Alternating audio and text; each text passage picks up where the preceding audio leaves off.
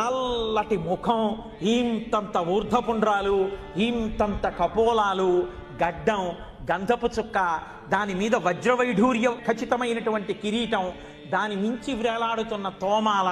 కుడి చేతిలో చక్రం, ఎడం చేతిలో శంఖం, అక్కడ వరకు కనపడేటప్పటికే ఒళ్ళు మరిచిపోయి గోవిందా గోవిందా అంటూ లోపలికి ఎడుతుంటే,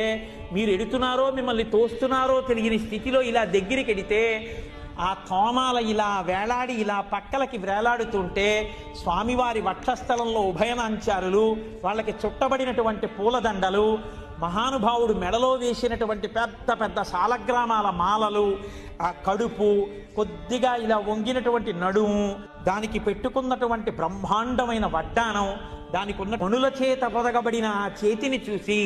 ఇందరికీ అభయమ్ములిచ్చు చేయి, కందువకు మంచి బంగారు చేయి అని ఆ చేతి వంక చూసి